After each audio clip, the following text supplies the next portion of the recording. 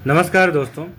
आज जिस जजमेंट की हम बात करेंगे उसे सोशल मीडिया पर अक्सर गलत तरीके से बताया जाता है। कई लोग कहते हैं कि सुप्रीम कोर्ट ने सेकंड वाइफ को मेंटेनेंस दिया, लेकिन असल में फैसला कुछ और ही है। आज हम कमला वर्सेस एमआर मोहन केस का वास्तविक जजमेंट देखेंगे।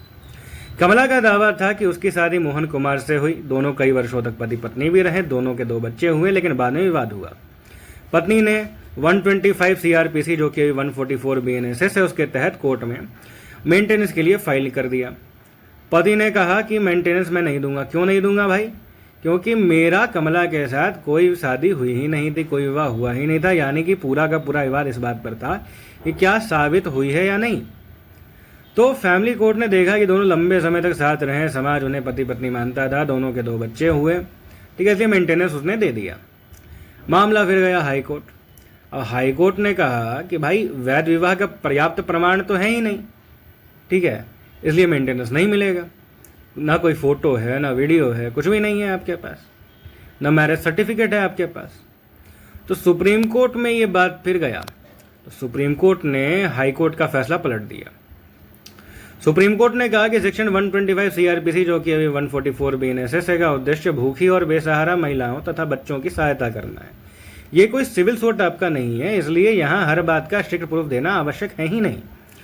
सुप्रीम कोर्ट ने कहा कि अगर एक पुरुष और एक महिला लंबे समय तक पति पत्नी की तरह साथ रहते हैं तो कोर्ट मैरिज का प्रिजम्पशन ले सकती है। यानी हर बार मैरिज सर्टिफिकेट, पंडित, फोटो, ये सारा रिचुअल वगैरह का कठोर प्रमाण देने का आवश्यक नहीं है।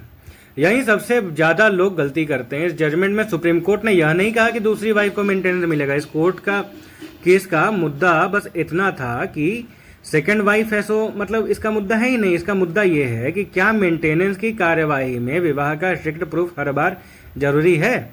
तो कोर्ट ने कहा कि नहीं, परिस्थिति भी विवाह सिद्ध कर सकती है।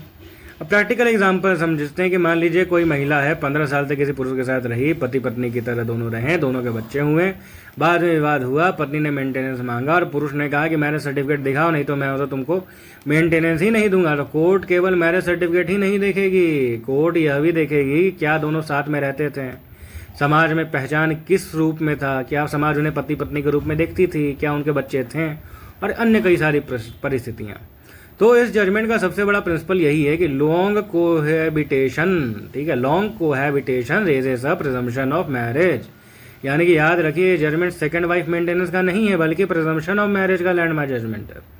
अगर आप सुप्रीम कोर्ट के ऐसे महत्वपूर्ण फैसले को जानना चाहते हैं, अगर आप लॉ के बारे में और जानना चाहते हैं, तो मेरे इस चैनल को सब्सक्राइब करें। मैं हूं एडवोकेट अनुराग मिश्रा, सिविल कोर्ट रांची।